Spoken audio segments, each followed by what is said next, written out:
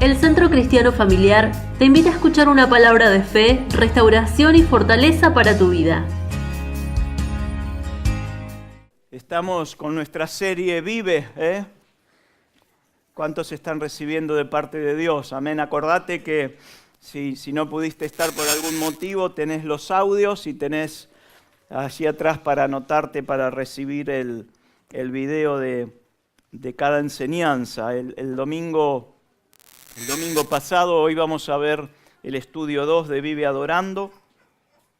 El domingo pasado veíamos cómo el pueblo de Israel a salir de Egipto, poneme la del tabernáculo, creo que está por ahí,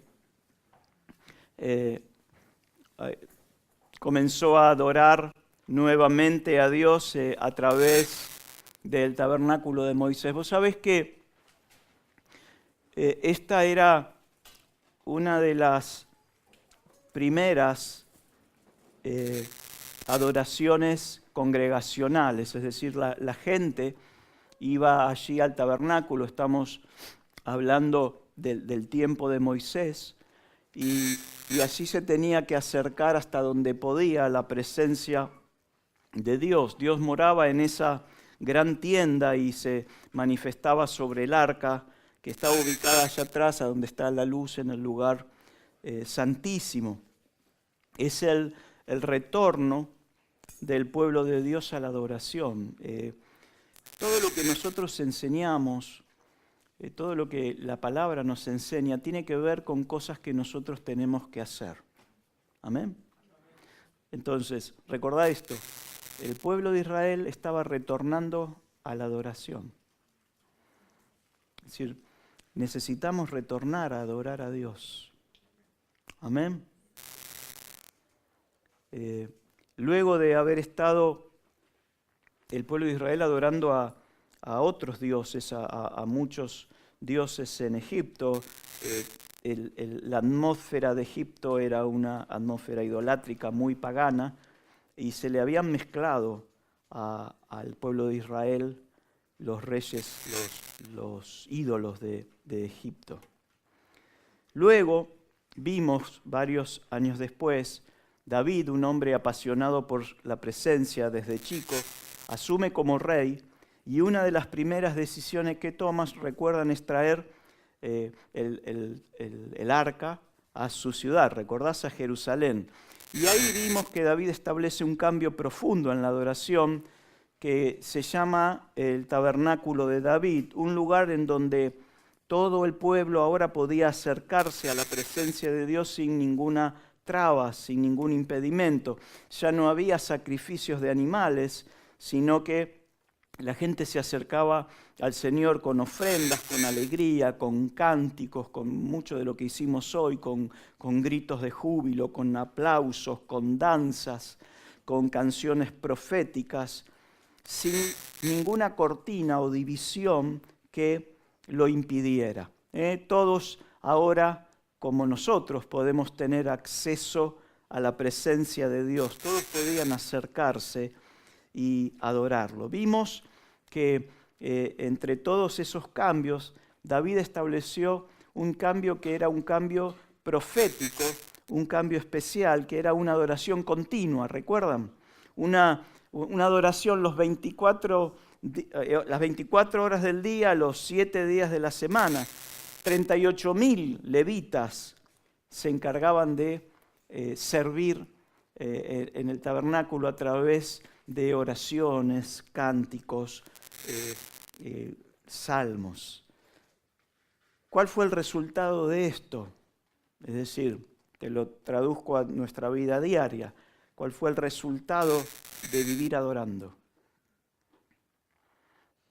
El resultado de vivir adorando fue que durante el tiempo que David estableció su tabernáculo, ningún enemigo prevaleció en contra de Israel. Esto no quiere decir que no hayan tenido luchas. Esto quiere decir que cualquier enemigo que venía a hacerle guerra a David, perdía. ¿Amén? Y fue un tiempo de esplendor en todo sentido. David estaba anunciando la adoración que iba a venir, una adoración continua, una adoración que trae liberación, que trae sanidad, que trae victoria, que trae refugio, que trae bendición. Lo interesante de todo esto es que mientras esa tienda estaba en la ciudad de Gabaón y en la ciudad de Jerusalén, en el monte, estaba el tabernáculo de David. Es decir, en ese momento había simultáneamente dos tabernáculos. Es muy interesante esto porque había dos tipos de adoración. Una adoración que se daba en Gabaón, donde estaban los sacrificios de animales, donde todo estaba funcionando, pero había un pequeño detalle: el arca no estaba. Y si no estaba el arca, ¿qué no estaba?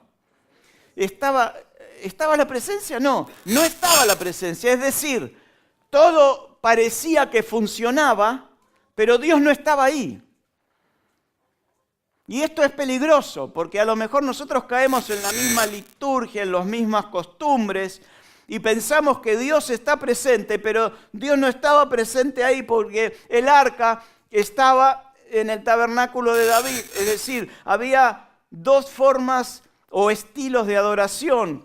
Uno, el tabernáculo de David, donde estaba la presencia de Dios manifiesta, donde había esplendor, donde había cánticos, gozos, salmos, palabra profética, bendición, donde ningún enemigo podía acercarse, por un lado, y por el otro lado teníamos otro estilo de adoración que estaba vacía. Una adoración en donde todo parecía funcionar, pero Dios no estaba así. Así que existían simultáneamente dos lugares de adoración. David, luego de años de recibir la bendición de Dios, allí en ese tabernáculo que simplemente era una tienda, ahora tiene un deseo intenso de que la presencia de Dios deje de habitar entre cortinas y le quiere construir un templo a Dios. David era un apasionado de la presencia de Dios. Y entonces, esto lo podés buscar si querés en 2 Samuel 7, ahora lo vamos a poner acá, todavía no, va y habla con su profeta. David era el rey gobernante, tenía un profeta que se llamaba Natán, aquel profeta que había ido a hablar con él cuando había caído en pecado. Ahora él va a comentarle a este hombre de Dios sus deseos de no ver el arca en una tienda, sino construirle un templo, un santuario impresionante, magnífico. Y entonces se lo comenta a Natán, y Natán, entusiasmado, le dice: dale para adelante, que es evidente que Dios está con vos. Y entonces David se puso contento, pero esa misma noche Natán se va a polillar, se va a descansar, y Dios le dice: Natán, algo anda mal. Yo no te hablé acerca de esto, y vos no me preguntaste a mí acerca de esto, vos te mandaste, te lo estoy traduciendo, ¿sí? Dios le habla a Natán esa misma noche y le dice: quiero que le digas algunas cosas a David de parte mía, no de parte tuya. Es decir, esto tiene que ver con que aún un hombre de Dios, un profeta, puede equivocarse y puede darte una palabra que no tenga respaldo de Dios, sino que viene como consecuencia de que Dios te respaldó hasta ese momento. ¿Me doy a entender? Entonces, Natán va y escucha de parte de Dios esa noche lo que Dios tenía para decirle a David. Dios parece honrado y sorprendido de que David se ofreciera a construirle una casa.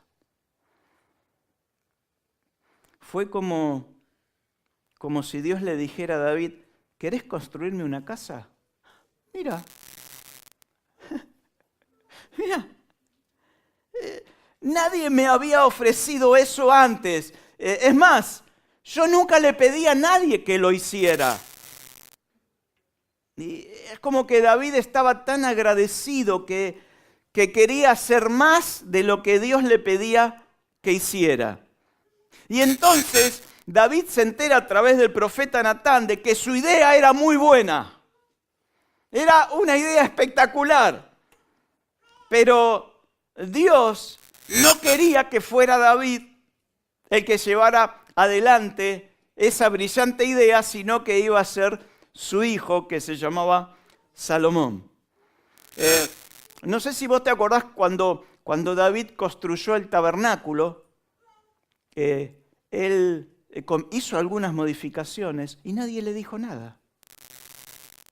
Es interesante esto, a mí me llama la atención por qué él cambia la adoración tan detallista, con tantos detalles como para que todo funcione, y de repente él saca todo eso, mete una tienda, mete el arca ahí y dice, ahora vamos a adorar así, con cánticos, con júbilos, con oraciones, con gritos, con aplausos. Y lo interesante y lo que a mí me llamó la atención es que Dios no le dijo nada. Pero ahora sí. Ahora Dios lo frena y le dice, David, me estás dando otra buena idea. La del tabernáculo fue una buena idea, yo no te dije nada, estaba ahí, me adoraban, estaba bárbaro. Pero esta buena idea que vos tenés ahora de construirme el templo, es una buena idea, pero no la vas a construir vos. Y entonces David, lejos de deprimirse o cuestionar lo que el profeta le dijo, dijo esto, ok, yo no puedo construir el templo. Te estoy hablando de esto porque la adoración ahora de estar en un monte iba a pasar a estar en un templo.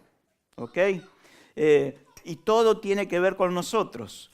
Pero nada, dice David, me impide preparar todos los materiales necesarios para que ese templo sea un lugar digno y glorioso donde habite la presencia de Dios. David dice, a mí no me lo dejan construir, pero yo me pongo a preparar los clavos, me pongo a preparar el oro, me pongo a preparar la madera, porque yo algo voy a hacer.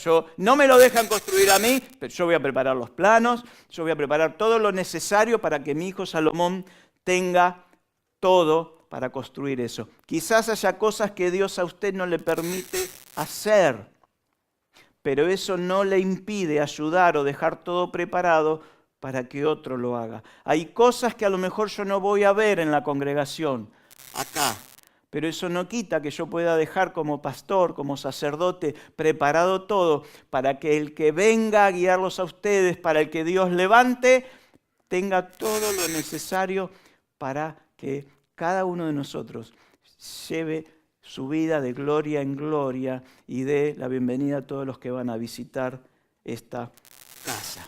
La respuesta de Dios a la propuesta de David, ¿saben cuál fue? No. Y la idea era buena, pero Dios le dijo no. Ahora, no fue solamente un no. Vos imaginate que yo vengo, estamos por hacer algo impresionante y me voy a hablar con Dios y Dios me dice, vos no. Y yo vengo y le digo, ¿saben? Me dijo que no.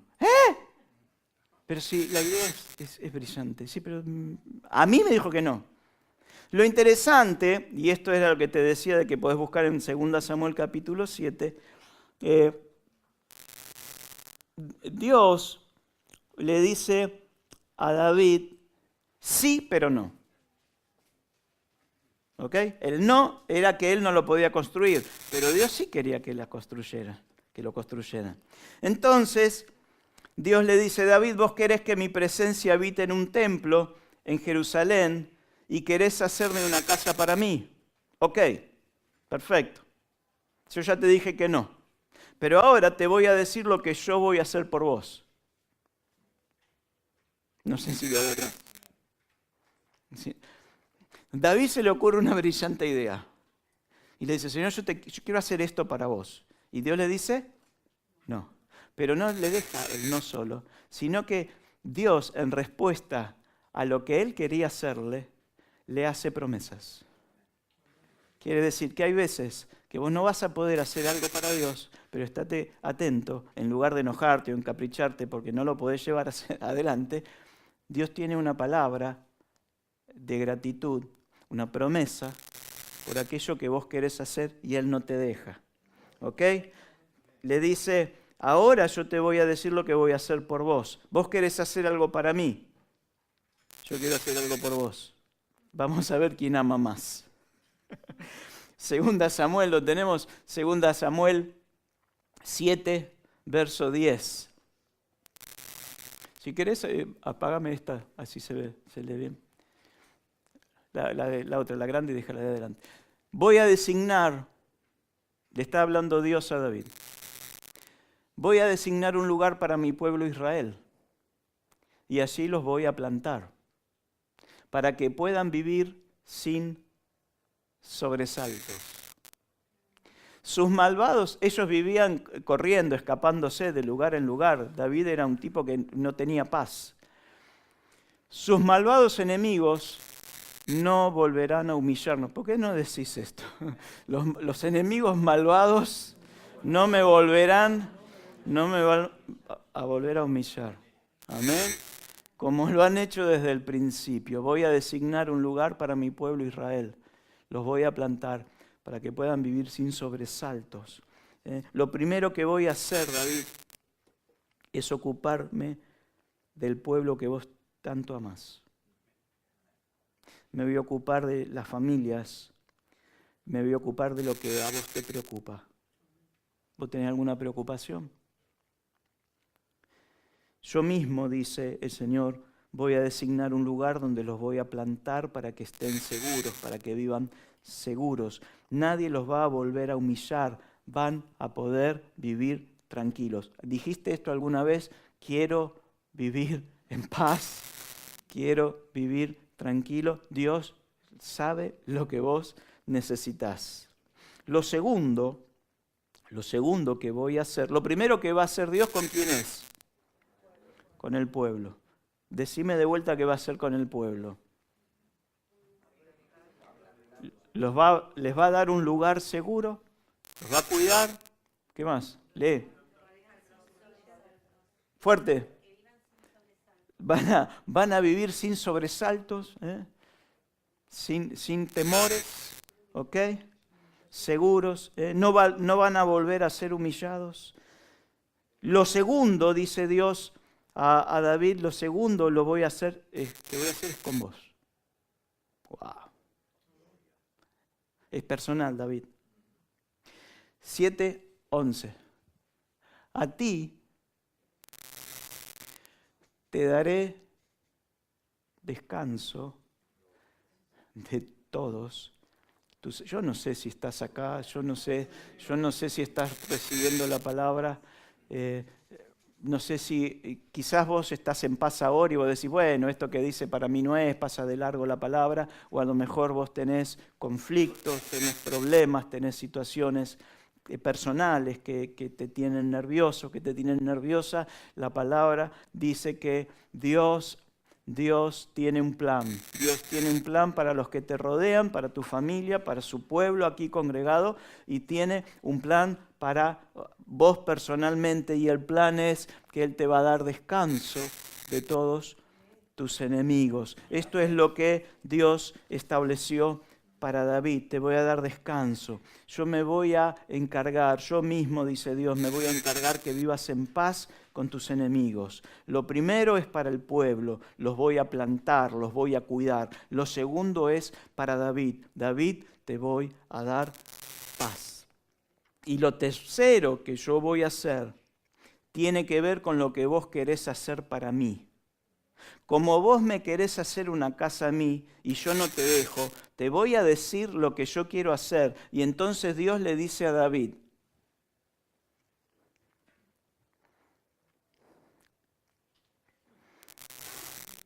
¿no te parece tremendo? ¿No te parece tremendo que Dios le diga a David, ahora el Señor te hace saber que será Él quien te construya una casa? ¡Wow! ¿Vos me querés hacer una casa a mí? Yo te digo que no. Y soy yo ahora el que te voy a hacer una casa a vos. Ahora, escuchá, David ya tenía una casa preciosa. David tenía una casa, dice el pasaje, después si querés léelo, estaba construida en madera de cedro, algo lujoso. Así que Dios no se estaba refiriendo a una casa natural, estaba hablando de establecer una dinastía en las próximas generaciones. Le estaba diciendo a David, David, la casa que yo voy a construir va a ser una casa de gobierno, va a ser una casa de reinado, va a ser una casa donde a través de tus generaciones va a haber gobierno, va a haber reinado. Y vos sabés quién salió de la casa de David, nuestro Señor Jesús. David quería construir un templo para Dios. Y un adorador, escuchá por favor, un adorador vive pensando qué más puede hacer para Dios. Vive adorando. Vos sabés que la adoración en los cielos estaba a cargo de Luzbel. Luzbel era un arcángel que era el que tenía a su cargo la adoración en los cielos. Él era adoración. Él tenía instrumentos en su cuerpo. Y él se movía, y cuando él se movía, salía música de él, salían sonidos que adoraban el trono de Dios, adoraban a Dios. Y él brillaba no por luz propia, sino que brillaba porque era el resplandor de la gloria de Dios en él. Y él se la creyó. Y entonces lo que hace Dios cuando Él se subleva junto a todos los ángeles que convenció, dice la Biblia que 1/3 de los ángeles fue convencido por Luzbel de hacer una revolución en los cielos. Él se subleva y Él es echado de los cielos. Y entonces toda esa área de adoración, ahora alguien tenía que hacerla.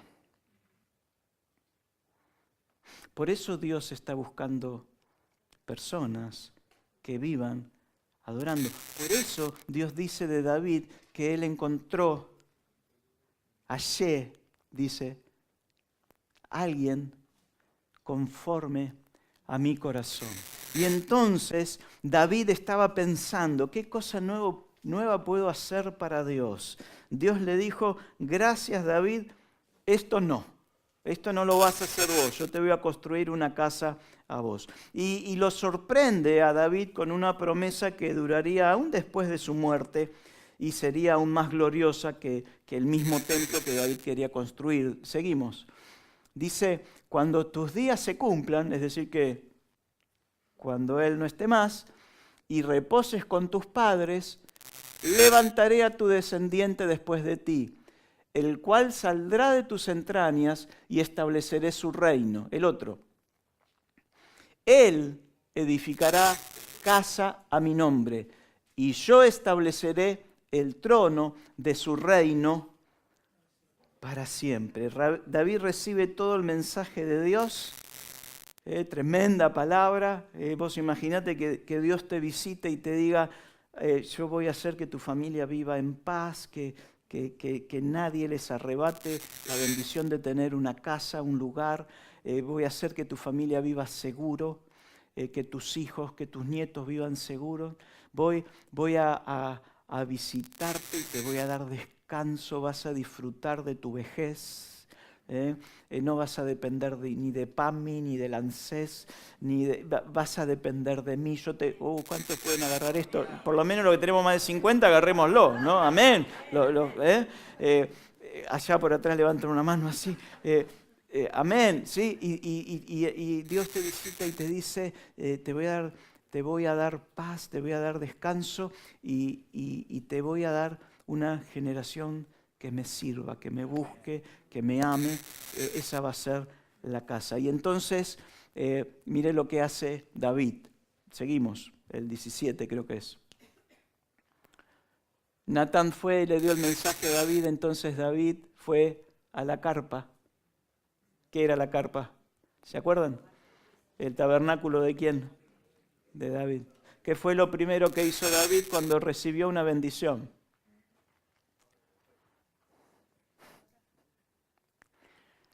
Se fue a la carpa. se fue a buscar la presencia de Dios donde estaba el cofre. Dice que se sentó. ¿Sabes qué quiere decir que se sentó?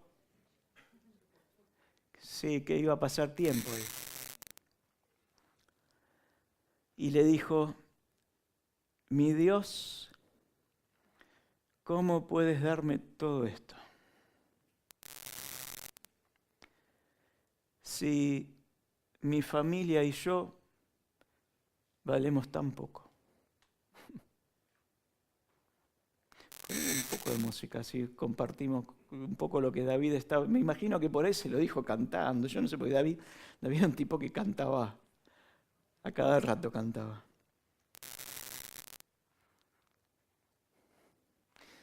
¿Y cómo es posible que prometas darme aún más?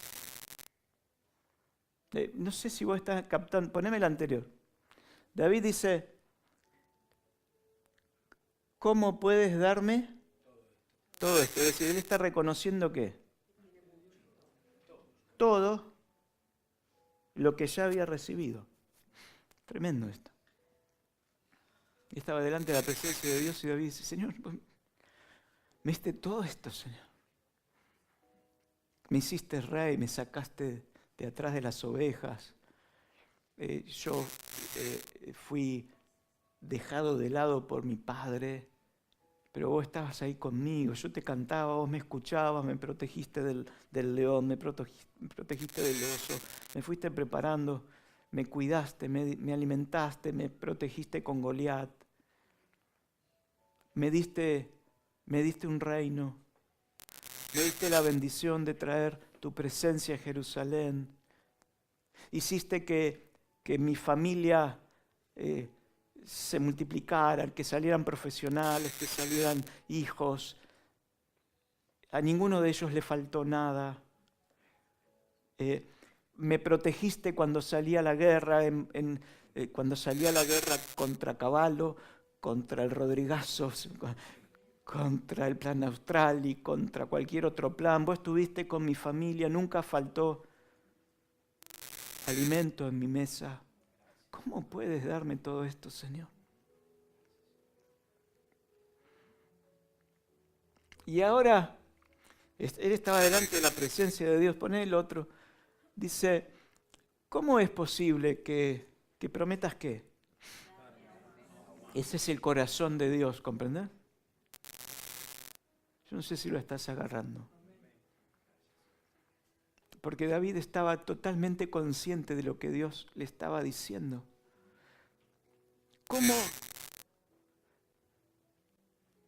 ¿Cómo? ¿Me ayudas? ¿Cómo es posible? Fuerte decirlo. ¿Cómo es posible que prometas darme aún más y que siempre bendecirás a mis descendientes?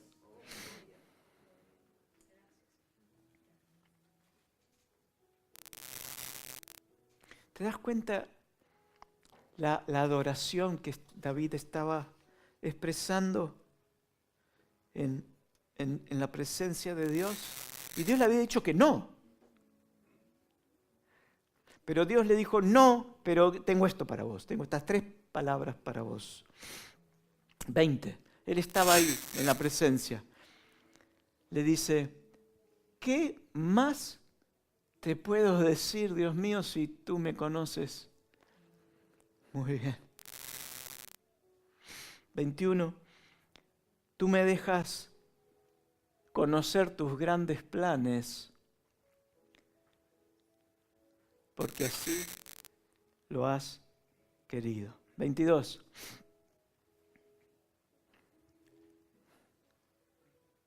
Tremendo lo que David, claro, era un adorador. ¿Quién soy yo? ¿Te acordás que empezó? ¿Quién soy yo para...? Ahora, mira lo que dice. Primero empezó con quién soy yo y ahora dice, qué grande eres, Dios mío. Todo lo que de ti sabemos es verdad. No hay ningún otro Dios como tú. Impresionante. ¿Por qué no cerrás tus ojos y le das gracias al Señor? Su presencia está acá ahora. ¿Por qué no le decís, Señor?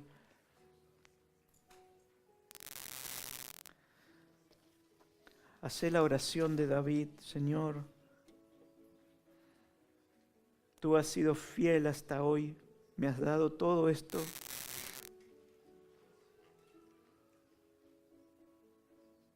Qué bueno eres, Señor. ¿Cómo es posible, Señor, que prometas darme aún más?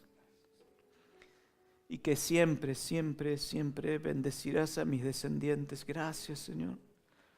¿Qué más te puedo decir, Señor? No tengo palabras. Vos conocés mi corazón, mi Dios. Vos me haces conocer tus planes.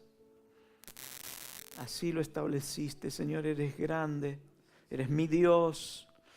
Todo lo que sé de ti es verdad. No hay ningún otro Dios como tú. Gracias, Señor. Gracias, Señor. Gracias, Señor. Tal como Dios lo había dicho, algunos años después Salomón construye el templo y la adoración de la tienda del tabernáculo de David pasa ahora a funcionar en el templo de Salomón. Salomón empieza muy bien. Lamentablemente, Salomón con el tiempo se aparta de los consejos de Dios. Vos sabés que Salomón tuvo muchas mujeres y esas mujeres lo inclinan a adorar a otros dioses. Siempre van a intentar robarte la adoración. Recordá esto. Siempre otros dioses van a intentar robarte la adoración.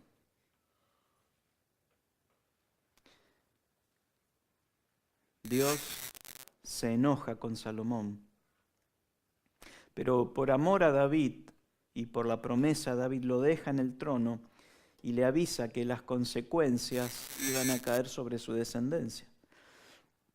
Y literalmente Dios deja de mirar a Salomón. En realidad el primero que dejó de mirarlo fue Salomón a Dios, ¿ok? Y nosotros aprendimos que uno comienza a ser similar a aquello que se postra. Y entonces cuando Salomón deja de mirar a Dios, deja de postrarse a Dios y comienza a postrarse hacia otros ídolos, esos ídolos comienzan a levantar inmediatamente enemigos que se levantan contra Salomón y por ende contra el pueblo de Israel. Dice la Biblia que comienzan a levantarse enemigos viejos, enemigos que David había vencido. Cuando Salomón deja de adorar a Dios, el templo estaba funcionando, pero Salomón se aparta por sugerencia de sus muchas mujeres, se aparta de Dios.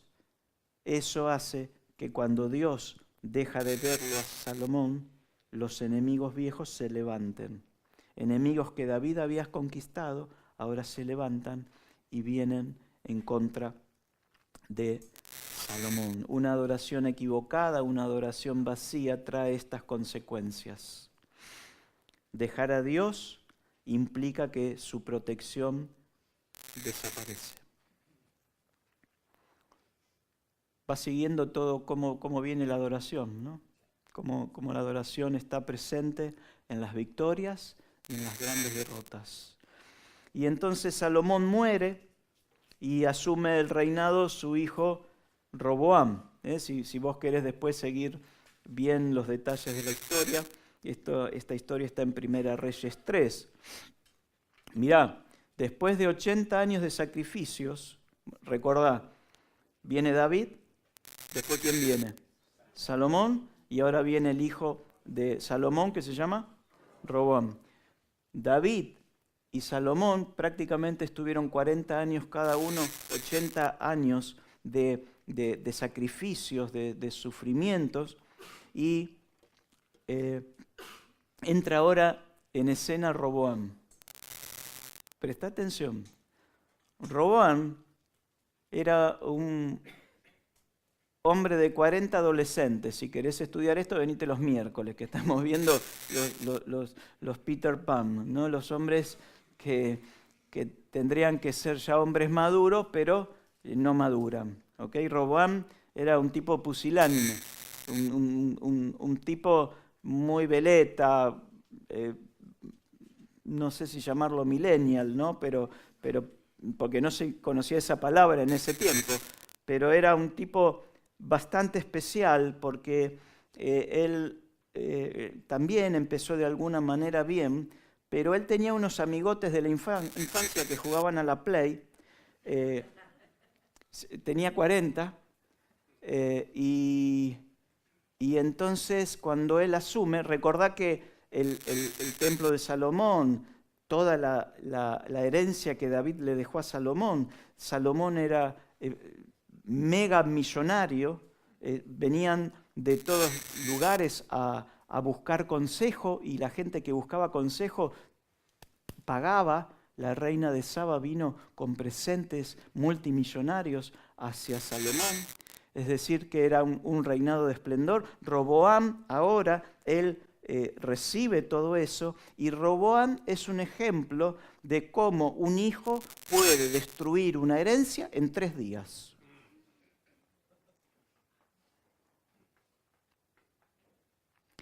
Roboam en 3 días perdió el 80% de la herencia de su abuelo y de su papá.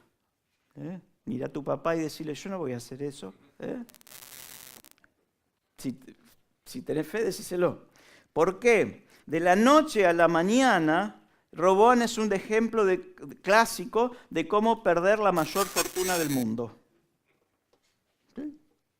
Con un abuelo llamado David y un padre llamado Salomón. Roboam pierde en 3 días, tomando una mala decisión, 10 de las 12 tribus de Israel. Trae una división política con un alto costo para todo el pueblo y genera además con sus malas decisiones graves consecuencias en lo que se refiere a la adoración. Roboam tiene que decidir si iba a aumentar los impuestos o no. Mirá qué lindo, justo. Qué loco. Y Dios había establecido que los reyes de su propio pueblo no aumenten los impuestos sobre sus hijos. Y entonces Roboam llamó a Jeroboam, otro líder, y habla con él. Jeroboam viene con todos sus asesores. Roboam tenía los suyos, pero los asesores de Roboam, ¿qué eran? Eran jugadores de Play. Entonces los tipos dijeron, cobrale impuesto, cobrale impuesto, cobrale impuesto.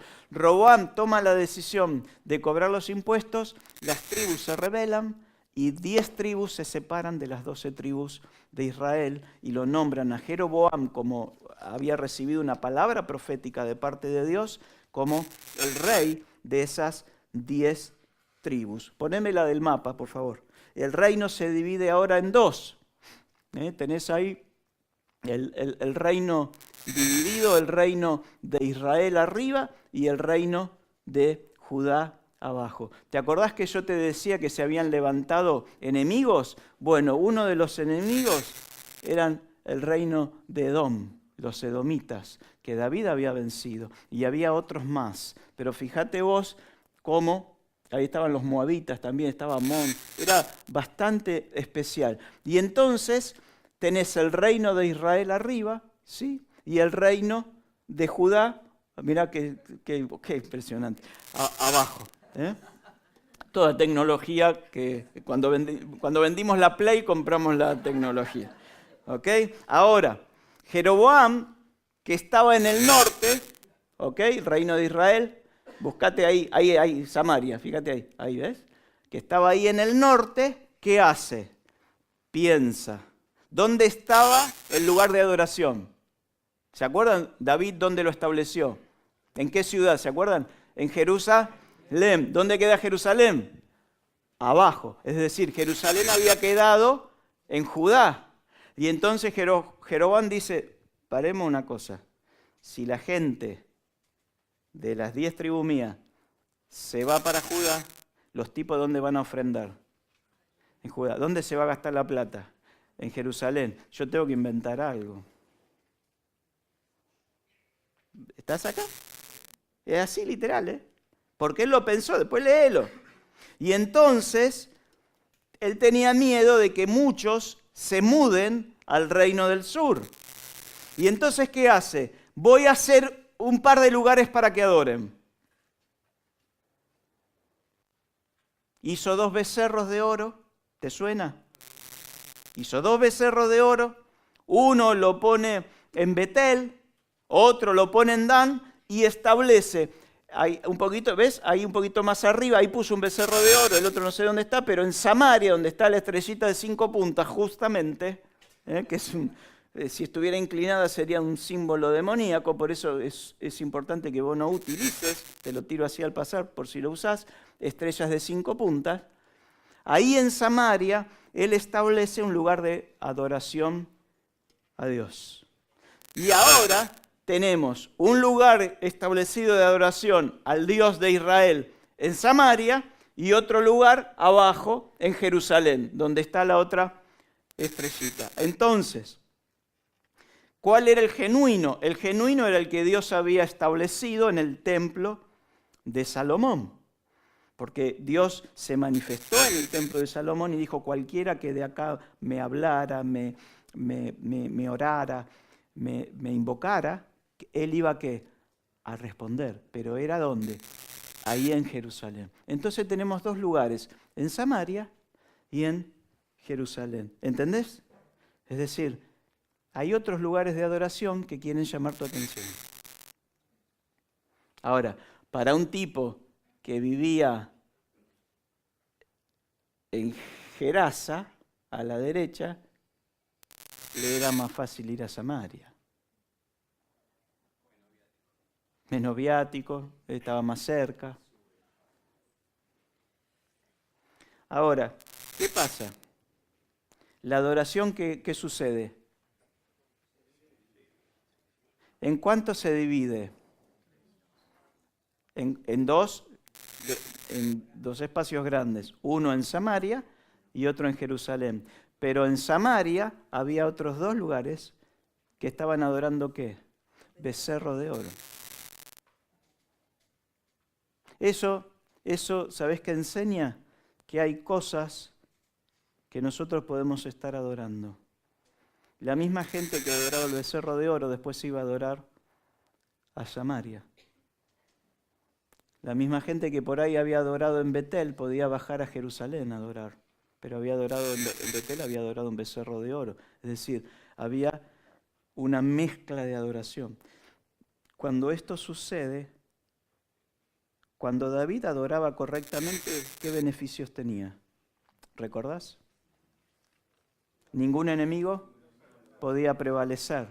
Había paz, había prosperidad, había bendición. Ahora, ¿qué pasa si esa adoración genuina no está más?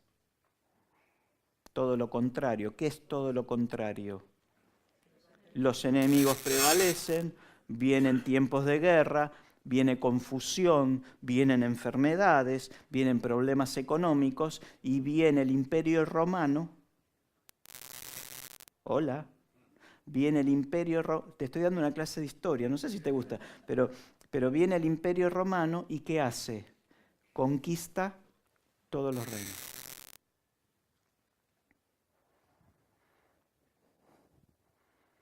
Conquista las familias de Samaria, conquistas las familias de Betel, conquistas las familias de Dan, conquistas la familia de Jerusalén y ahora todo el pueblo que tendría que estar disfrutando de la tierra prometida, ¿bajo qué está? Bajo el Imperio Romano. Y bajo el Imperio Romano, ¿qué hace el pueblo? De alguna manera son esclavos. ¿Por qué? Porque tienen que pagar ¿qué? ¿Y de qué tipo? Muy altos. Vos salías para vender, tenías que pagar. Entrabas para Jerusalén, tenías que pagar. Hacías esto, un soldado romano te pedía cualquier cosa, vos tenías que hacer lo que él te decía. ¿Por qué vino esta consecuencia? porque la gente dejó de adorar a Dios como lo tenía que adorar. Y entonces, en esa, te ubicás entonces, ¿no? Todo eso está tomado ¿por dónde? Por el imperio romano. Entonces, después de todo ese desastre espiritual, el norte y el sur caen en manos del imperio. Y ahí es cuando entra en escena ¿quién? Jesús. Llegamos al Nuevo Testamento con la adoración. Entra Jesús en escena y ya no había específicamente dos reinos, porque ¿quién gobernaba? Los romanos, sobre todas las ciudades. Pero sí lo que continuaba graciosamente entre el pueblo de Israel, que fue lo que les había llevado a la ruina. Fíjate, la gente adorando dioses falsos, dividiendo la adoración, había caído bajo el imperio romano y la gente seguía adorando equivocadamente. Fíjate cómo somos. Es decir, le seguían pidiendo al patito, le seguían pidiendo al gatito, le seguían pidiendo al sapito, le seguían pidiendo al ojo azul, le seguían pidiendo al pai pirulo. Y sabían que eso les había traído esclavitud, miseria, enfermedades, y los tipos seguían. Y entonces Jesús entra en escena y se acerca precisamente a la ciudad de Samaria. Vos sabés que los judíos de Jerusalén los odiaban a los samaritanos. Eran muy espirituales, pero los odiaban. Y Jesús se acerca, esto está en San Juan capítulo 4, ahora lo vamos a buscar ahí, si querés ir con tu Biblia, si te gusta buscarlo. Se encuentra así, a solas, con una mujer que era una mujer brava. Era una mujer brava, ya iba por su sexto hombre. Era una mujer que había llegado a un pozo. Esto tiene muchas enseñanzas, pero nos vamos a referir a la adoración nada más. Y se acerca a ese pozo, y Jesús había despachado a sus amigos a comprar alimentos, y Jesús se encuentra con esta mujer, una mujer que se da cuenta por su vestimenta que él era judío y que no se hablaban entre sí. Esta mujer era una mujer que había intentado saciar su sed conviviendo con 6 hombres. Una mujer con algunas características especiales. Era una mujer que tenía que ir al mediodía a buscar agua, porque su reputación en Samaria no era la mejor, entonces no se quería cruzar con ningún religioso, porque había toda una ley. Era imposible que esta mujer hubiera alcanzado a tener 5 tipos, porque cada tipo le tenía que hacer una carta documento de que se la sacaba de encima. Y la ley decía que vos podías tener hasta 2 cartas documento. Esta ya iba por la 5ª. No sé si había puesto evita a los jueces, no sé qué había hecho, pero no podía estar en esa condición. Así que era brava la samaritana. Era una mujer brava. Era una mujer, para que me entienda, floja de pinrele. ¿Se entiende? ¿No? Era como muy fogosa, por llamarlo de alguna manera. Y así, con todo ese fuego, necesitaba ir a calmar la sed al pozo de Jacob. En el pozo va a buscar agua, ahí se encuentra con Jesús. Bueno, Jesús le habla acerca del agua que él le puede dar y todo esto. Pero esta mujer es interesante porque primero, después lee el pasaje, tenemos poco tiempo, primero lo llama judío, después lo llama Señor y después lo reconoce como profeta. ¿Por qué lo reconoce como profeta? Porque Jesús le dice, bueno, andá a llamar a tu marido. Muy interesante esta charla para evangelizar, porque Jesús no la condena ni nada, simplemente le dice, andá, tráeme tu último pecado. Y la tipa se asombra, ¿no?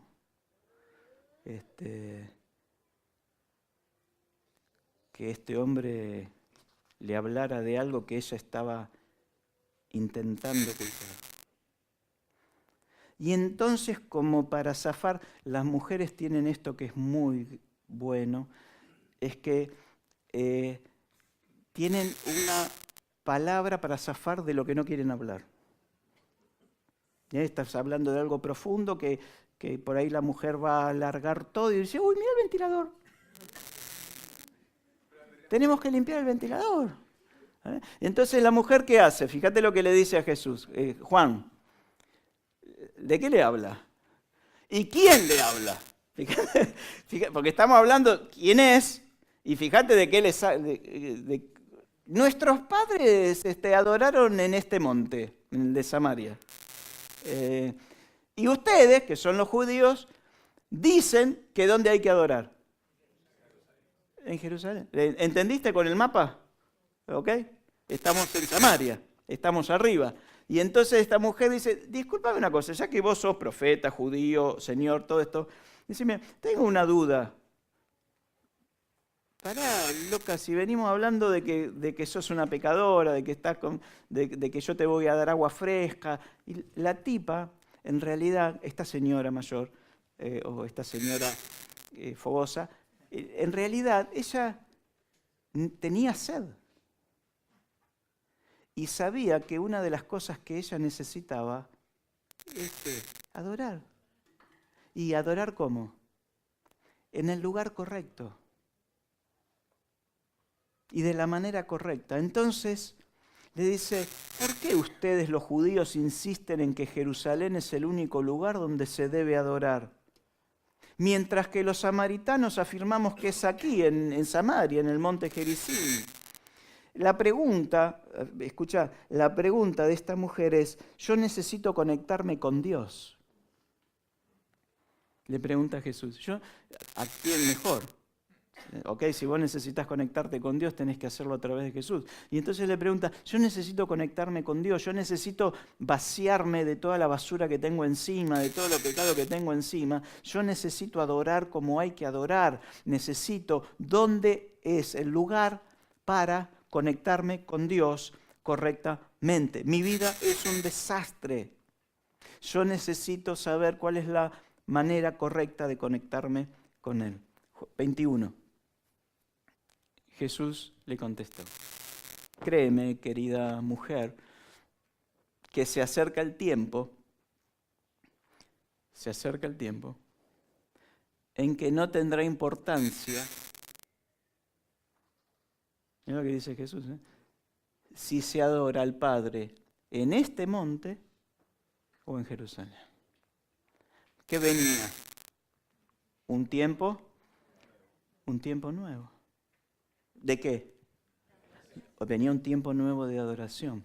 Ya no tendrá importancia si se adora en Samaria, al estilo de Samaria, o si se adora en Jerusalén, en el templo de Salomón, al estilo de Jerusalén. Jesús le dice a esta mujer, hay algo nuevo que está viniendo. Se acerca un tiempo nuevo, una nueva adoración, una adoración espiritual, donde el lugar físico ya deja de ser importante. ¿Quieren pasar los músicos? 22. Ustedes, ahí la manda al frente, ¿no? Mirá lo que les dice. Porque Jesús te la mandaba a guardar, ¿eh? No era que, ay, mi amor, querida, qué sé yo. Ustedes saben muy poco. Mirá si viene acá y se presenta Jesús y los agarra todo lo que hacemos adoración acá, o se para acá adelante y dice, miren, ustedes saben muy poco lo que es adorar. ¿De quién saben poco? De aquel a quien adoran. Dios. Mientras que nosotros, ¿quiénes? Los judíos, conocemos bien a quien adoramos. Fíjate que acá nos está dando una clase de adoración impresionante. Para adorar correctamente necesitamos conocer a quién. Al Dios a quien nosotros adoramos. En Apocalipsis dice que los 24 ancianos estaban delante de ¿dónde? Del trono. Y ellos veían, conocían, y la respuesta de su adoración tenía que ver con ¿qué? Con lo maravilloso que veían, con lo maravilloso que veían hacer a Dios. Dios hacía así y mandaba un milagro para un lugar. ¿Y ellos qué hacían? Veían eso y ¿qué hacían? Se postraban y, ¿te acordás lo que hizo David? Y adoraban. Es decir, presta atención, la respuesta de adoración de ellos tenía que ver con el conocimiento que tenían de Dios.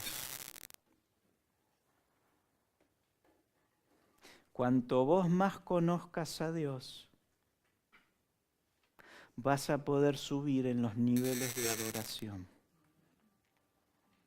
Vivo para adorar. Mientras que nosotros, los judíos, conocemos bien a quién adoramos, porque la salvación viene por medio de quién, de los judíos. Seguimos, pero se acerca el tiempo, y mira lo que dice Jesús. Ya ha llegado. ¿Con quién llega? Yo soy. Cuando los verdaderos adoradores, si hay verdaderos, ¿qué hay? Si hay verdaderos adoradores, es evidente que hay falsos adoradores. Van a adorar al Padre en espíritu y en verdad. Dice, el Padre busca personas que lo adoren de esa manera. Y entonces Jesús describe quiénes son los verdaderos adoradores. Porque la adoración ahora ya no era importante que sea en Samaria, que sea en Jerusalén, sino que sea en el templo de cada uno de nosotros. Fíjate vos que un verdadero adorador es un templo que está lleno de ¿qué? Vosotros sois templos, el Espíritu Santo está en ustedes, ¿sí? ¿Amén? Y cuando vos te movés, ¿qué pasa?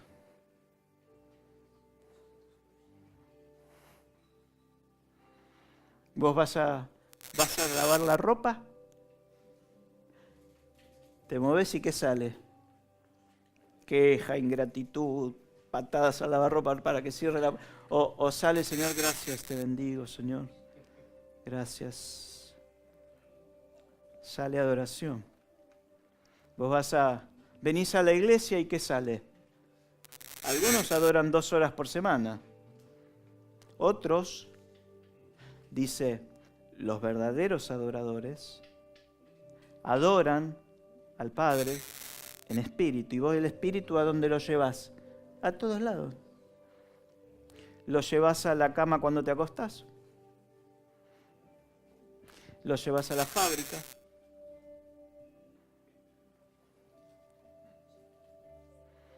¿Lo traes acá? Cuando subís al colectivo.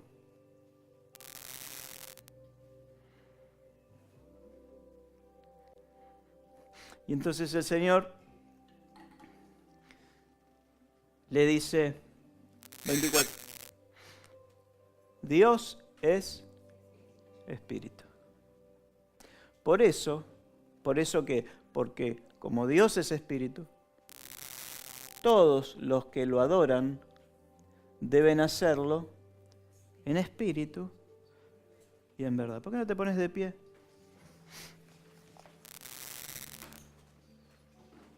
A partir de Jesús, adorar en Jerusalén o adorar en Samaria era irrelevante.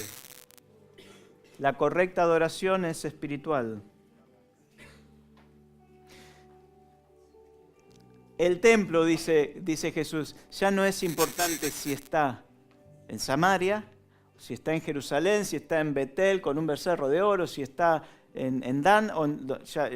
El templo importante es que vos seas un templo lleno del Espíritu y que donde vos vayas, vos te conviertas en un adorador verdadero. Escuchá, el Padre está así. Porque ¿qué dice? Que eso es que hace Dios. Y cuando busca es porque, ¿qué? Porque algo se perdió. Cuando vos buscas algo, ¿por qué es? Porque una adoración se perdió. Oh, agárralo. Hay una adoración que Dios está buscando. Está buscando en un niño, está buscando en un anciano, está buscando en un joven, está buscando en una viuda, está buscando en un viudo, está buscando en alguien que fue abandonado, que fue rechazado, en alguien que no recibió amor. Él está buscando un verdadero adorador, alguien que en espíritu, no con liturgia, que en espíritu le adore. David era uno de esos. Así que yo quiero ser un adorador en espíritu y verdad. Y deseo ver a toda esta congregación, Señor, convertida en adoración, buscándote cada día, cada momento, apasionadamente.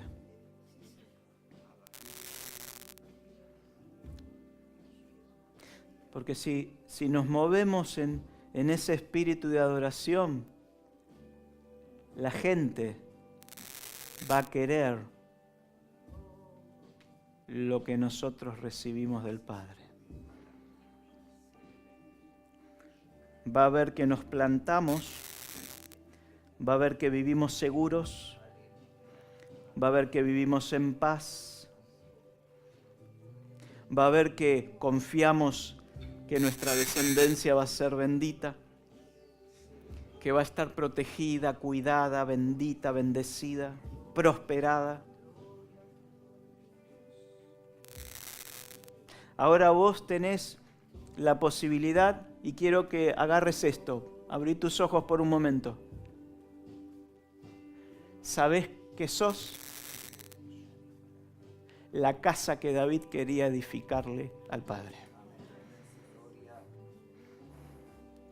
Y vos hoy podés decirle, Señor, yo te entrego esta casa. Esta casa a partir de hoy va a ser una casa de adoración. Va a ser una casa de intercesión, de oración, de gratitud, de alabanza, de cánticos proféticos, de palabras de bendición, de palabras de consuelo, de palabras de sanidad, de palabras de reconciliación. Jesús le dijo a la samaritana, de su interior, del interior del que tome el agua que yo le daré, van a correr ríos de agua, ríos de adoración, ríos de bendición, ríos de sanidad. Por eso el Señor te invita en esta tarde, en esta noche, a que le construyas una nueva casa, que hagas limpieza, que quites el pecado, que quites los malos hábitos, que quites todo Dios hecho por manos de hombres, que quites todo aquello que te impida vivir diariamente una vida de adoración. ¿Por qué no le cantas esta canción como una declaración profética de lo que vas a hacer?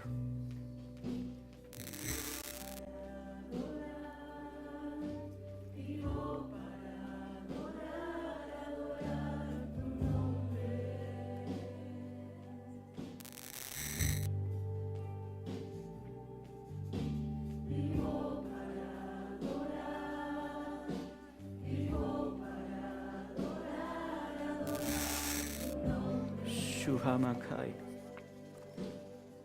Rokamakai.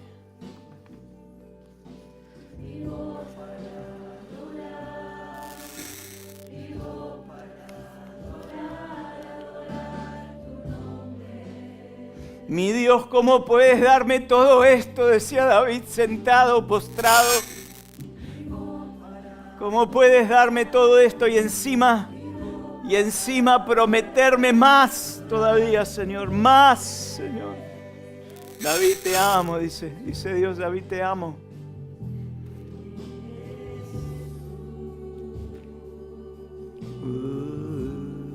Jesús. Jesús.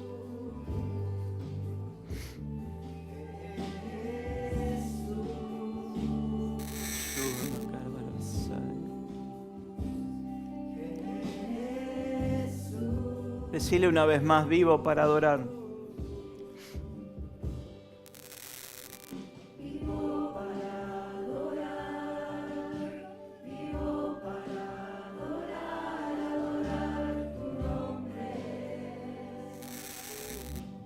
Luzbel se movía y salía adoración de él. Si tus manos se mueven, puede salir adoración de tus manos. Adorar tu nombre.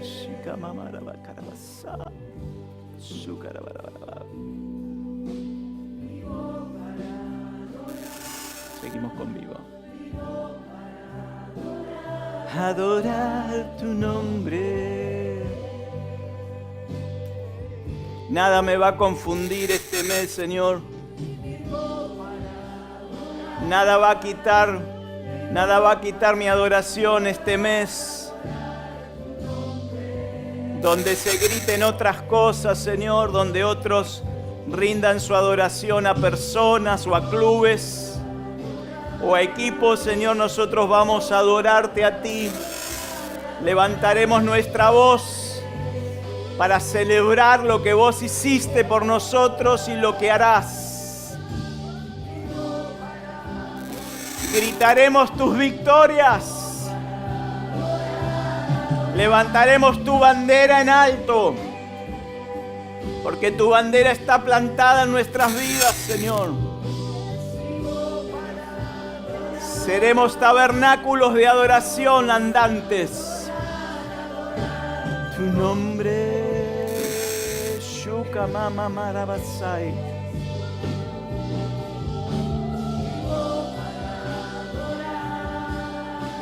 Vivo para adorar tu nombre.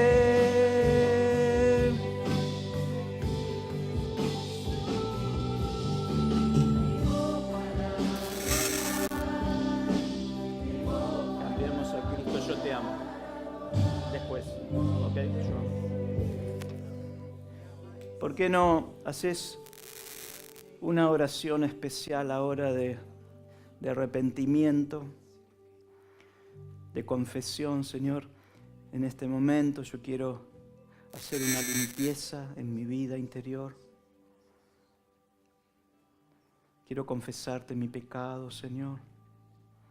Quiero confesarte mis debilidades, mis problemas de carácter. Señor, quiero despojarme ahora y confesar todo pecado. Quiero que me limpies, Señor. Quiero que me examines.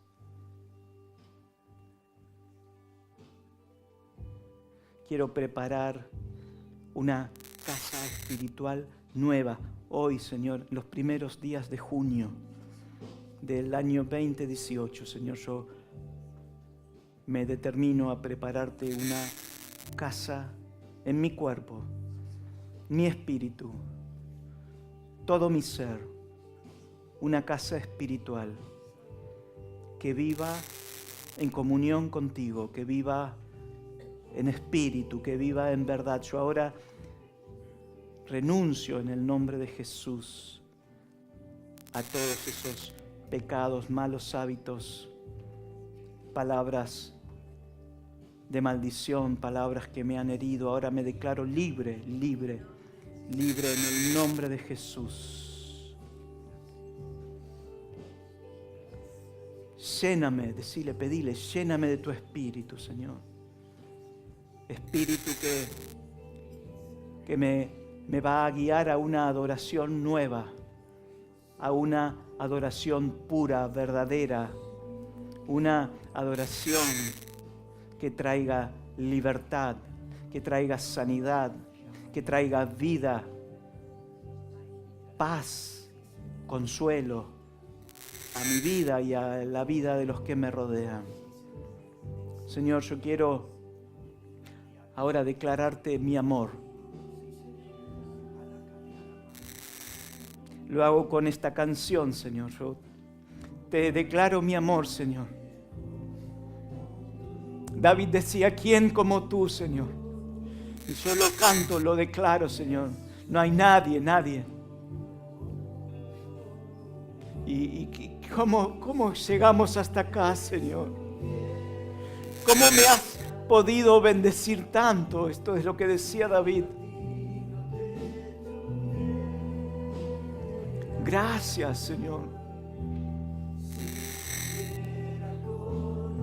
David estaba postrado, sentado en el tabernáculo, que libremente él podía decirle al Señor, Señor, yo, Padre, te amo, Dios mío eres tú. Dios mío, ¿cómo llegamos? ¿Cómo puede ser que me amaste tanto? Que me has bendecido tanto.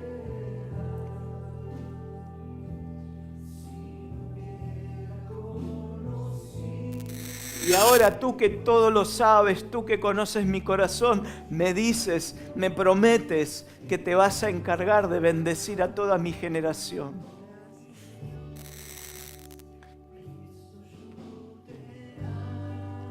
Por eso, Señor, te declaro mi amor. Cristo, yo te amo.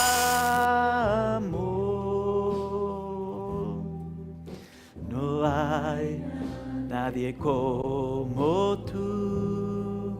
Decile. Te amo. Cristo, yo te amo.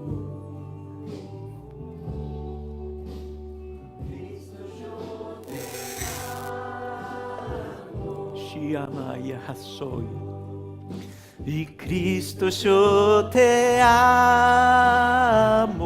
Has sido perdonado, cantale.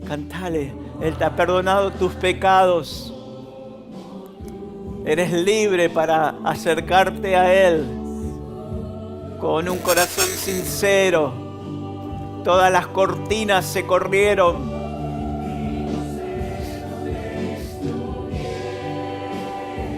Va a pasar. Si yo a ti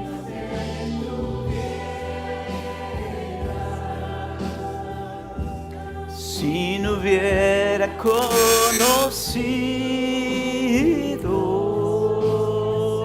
a Dios,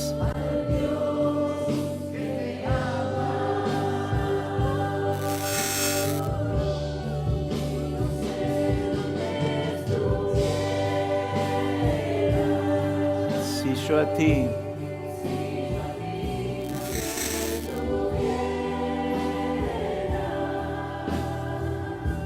si no hubiera conocido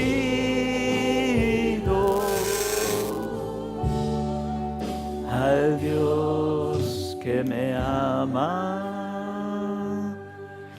¿Por qué no lo haces con tus palabras ahora antes de volver a casa? Que no le decís, Señor, yo te amo, te doy gracias. Puedo reconocer cada uno de tus beneficios, Señor.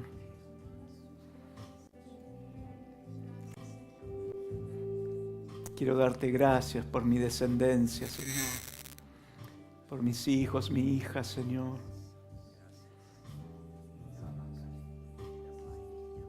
Gracias por los que vienen atrás de ellos, Señor. Gracias por sus simientes, Señor.